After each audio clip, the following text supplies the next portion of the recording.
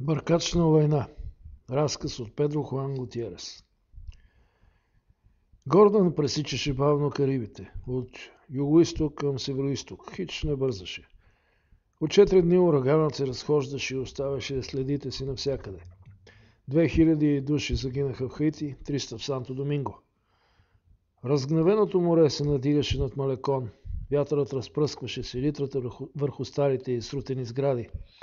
Аз нямах нищо за правене, поне нищо спешно. Далечна перспектива винаги ме очаква. Ние надежда, че занапред всичко ще бъде по-добро и Господ ще ни помага. Но всичко това винаги е в дългосрочен план. Сега, в този момент, нищо. Един негър стоеше под склона на парка Масело и показваше дългия си член на жените. Бараше се и го клатеше. Май доста му се искаше и обикаляше, озъртайки се насам натам. Търкаше онова дълго нещо и го стискаше, за да се надърви. Когато ме видя, идиотската му физиономия не се промени. Определено беше надрусан или с марихуана, или с кока, или с хапове. Хората винаги се възмущават от тия кретени. Аз не. Все ми едно. Истината е, че много жени обичат да гледат курове на места, където по принцип никой не си ги показва. Има и мъже, на които им харесва да ги зяпат. Най-малкото, за да им завиждат и да си мислят: да имах и аз такъв голям и мускулен чеп. Въпреки че не биха си го признали дори и на клада да ги горят. И ако човек им го каже, отговарят обидени: ти си извратен, Педро Хуан, и си мислиш, че всички са като теб. Така че ексхибиционистите, всеки ден броят им се увеличава по парковете, автобусите и входовете, изпълняват прекрасна социална служба. Да еротизират минувачите, да ги изваждат за миг от всекидневния стрес и да им напомнят, че въпреки всичко все пак сме примитивни зверчета, прости и крехки. И най-вече незадоволени. Най-якото нещо на света е да се разхождаш по Малекон без посока, посред разгневения циклон. Вървиш си и понякога си мислиш. Друг път не мислиш. Най-добре е да не мислиш въобще, но това е почти невъзможно. Става само с много практика. Някакъв мексикански турист върви срещу мен и изведнъж и ми се усмихва и ме пита с мичоаканската си интонация: върна ли се бурята? Май да. Не му отговарям. Не знам дали се е върнала или е продължила, дори не ме интересува. Човекът се намръщи и продължи по пътя си. Започна да вали като из ведро. Няма пукната душа по Малекон. 5 след обед, но небето е схлупено и изглежда сякаш вече е нощ. Светлината е сива, студена и влажна. Това е странно за този остров на жестока и режеща светлина. Сега тя е матирана от дъждовната мъгла, селитра и йод. Подслоних се зад една колона да изчакам да премине по роя. Май ще трябва да свикна с тия периодични атаки на меланхолия и тъга. Същото е, като да живееш със стара рана от куршум, която наболява, когато е влажно. Може и да имам няколко причини да скърбя, но не би трябвало да е така. Животът може да бъде и забавление, и жалейка. Човек избира сам. Понеже скръбта има пагубно влияние върху живота ми, аз я пропъждам. Винаги съм такъв. Пъдя тъгата, мъката и всичко подобно. Когато се проясни, тръгнах към Кампанарио. На отсрещния ъгъл тълпа народ бе заобиколила 2 полицаи, задържали млад мулат на около 16 години. Беше с белезници с гръб към стената. Всички го зяпаха. Чакаха патрулка, за да го откарат в участъка. Опитал се да открадне колело. Момчето се чувстваше виновно и гледаше към земята. Главата му клюмна на гърдите. Останах да погледам малко. Изведнъж коленете му умекнаха и се свлече на земята. Толкова се страхуваше, че не можеше дори да стои на краката си.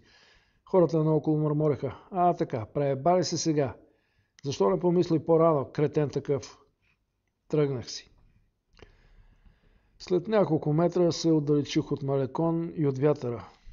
В парка Сан Рафаел и Галиано беше вече почти тъмно, но обичайната фауна бе на лице. Седнах на една пейка и на няколко крачки от мен една кльощова госпожа развеселено разговаряше с друга. Когато го пробвах, си казах: ще се омъжа за полов атлет. Да, вдигаше го перфектно. 4 деца ми направи едно след друго, ама с каква точност. Аз го спрях. Сложих си спирала и му казах: край, повече ни едно. Ако зависеше от него, щяхме да имаме 10 или 12 деца. Татенцето си беше истински жребец. В този момент се приближи един младеж, почушна и нещо на ухото и тя стана и се затича. Много бързо. Дори не се сбогува с приятелката си.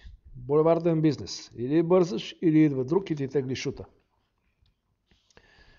Днес не ми е до бизнес. Имам $20 в джоба си, а това си е цяло състояние. Мисля си да преправя онзи разказ за Рохелио, който започваше така. Не седете повече на терасата, да го еба. Вкъде си не искаха да го публикуват, защото има да го еба на първия ред. Не разбирам. Дон Кихот е цял каталог за подобни думи. Тогава може би Дон Кихот е лош пример за литература. В крайна сметка Серванте се умрял в нищета. Казаха ми, прекалено силно е. Да бе, те въобще не знаят какво значи дръзко. Трябва да го преправя, но да го еба си остава там. Едно несменяемо от да го еба. До мен седна стар и гнусен негър, на когото му се приказваше. Разказа ми, че бил смертелен канкьор, каскадьор и моряк. Обиколил всички континенти, слизал на пристанищата с кънките. Дори в Ню Йорк представил спектакъла си 3 пъти. Дигна ризата си и ми показа някакви вериги. Всичко на кръста му омотано във вериги. Портмонето, голям нож, найлонови турбички пълни с документи и една алуминиева табакера. Това го научил от един грък на борда на Кейман Айланд. Послушах го малко, но не издържах дълго. Сбогувах се възможно най-общиво и седнах на друга пейка. Вече е много тъмно и не искам никой да се навърта наоколо. А ако ми откраднат $20, оставам без пукната пара. Заради стареца загубих книжката на разказа за Рохелио. Написах го преди години. Рохелио наскоро бе починал и аз си фантазирах хиляди неща за живота му. Не е добър разказ. Най-добре е да пишеш за действителността, суровата реалност, такава каквато е на улицата. Хващаш я с 2 ръце и ако си достатъчно силен, я вдигаш и я просваш върху белия лист. И готово. Лесно е. Без ретуш. Понякога реалността е толкова сурова, че хората не ти вярват. Четат разказа и ми казват: не, Педро Хуан, нещата не стоят така. Мая ти се е развинтила фантазията. Но не, няма нищо измислено. Силите ми стигнаха само до толкова, че да хвана цялата помия на реалността и да я стоваря с един удар върху белия лист. Такива работи. После научих, че когато бил дете, Рохелио трябвало да идентифицира трупа на майка си в моргата. Не е любовник и я разчленил на 6 парчета. Рохелио бил само на 8 години. След този случай нещо му станало. Настроението му се меняло по 20 пъти на ден. От сантиментален плач до ненавистна жестокост. От никаквец и мекошавец до безстрашен супермен и решителен човек. Беше пълен с противоречия, а не беше издръжлив. Толкова много се нуждаеше от любов, а беше така малодушен и зависим, че изтърпя мъчително всичките любовници на жена си. Един след друг. Постоянно се явяваше някой. На 46 години не издържа повече и умря от масиран инфаркт. Сега, 4 години по-късно, жена му прилича на окаян вървящ скелет и страда от тежка болест на костите. По-малкият син през половината време е зад решетките, а през другата половина се шляе отчаян и луд. Дъщеря му е не много успешна проститутка по хотелите и чужденците. И тримата са обсебени от идеята да емигрират. Вярват, че ще намерят решение в Съединените щати. Гладуват, нямат пукната пара и въобще не се сещат, че Рохелио е съществувал. Ето защо трябва да напиша отново разказа. Сега ще бъде още по-силен. Без нито една лъжа. Само имената ще сменя. Такава ми е работата, да разбърквам лайната. На никога не му харесва. Не си ли запушвате носовете, когато минава буклуджийския камион? Не скривате ли кофите за буклук? Не забравяте ли за уличните метачи, за грубарите, за чистачите на канали?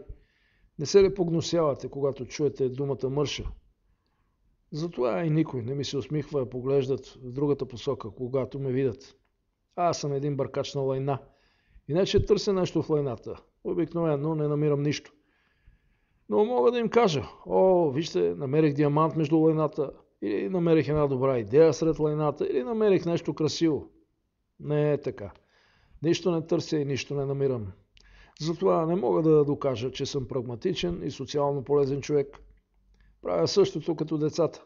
Сират и после си играят със собствените говна, миришат ги, ядат ги и се забавляват, докато не дойде мама да ги изведе от лайната, да ги изкъпе, да ги напарфюмира и да ги предупреди, че така не бива да се прави.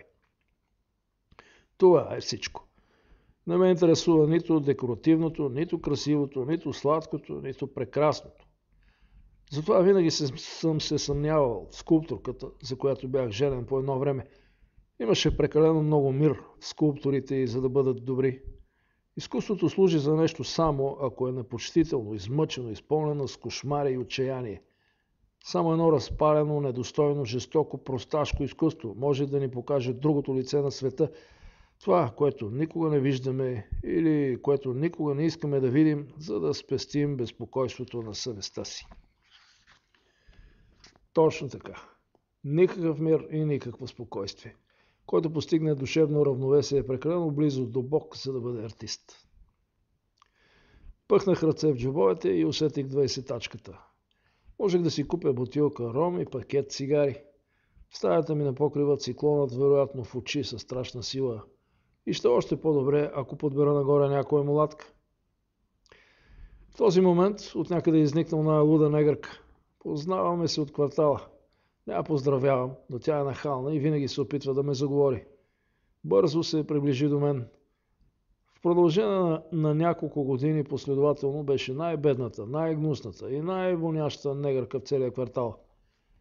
После стана луксозна проститутка с тежки парфюми и ярки червени и бели роклички. Сега е робиня на Йехова. Заряза всичко, за да проповядва. Разхожда се с дебели стъкла на очилата, с Библия и доста скромни дрехи в дискретни цветове. Видя ме и не ми остави време да реагирам. Приближи се бързо и започна да ми говори. Братко, знаеш ли как да четеш Библията? Има един псалм, който бих искала да обсъдя с теб. Това е 51-ият и той казва: Смири се над мен, о Господи, според Твоето милосърдие, според множеството Ти милости, прости моите непослушания, измий лошотата ми и опрости греховете ми. Знаеш ли защо Давид моли за опрощение? Не знаеш ли? Сигурен съм, че никога не си се замислял. Не мога да понеса това. Понякога е така. Човек се оттекчава и няма какво да се прави. Ще отида да си потърся ром и цигари. После ще реша какво да правя.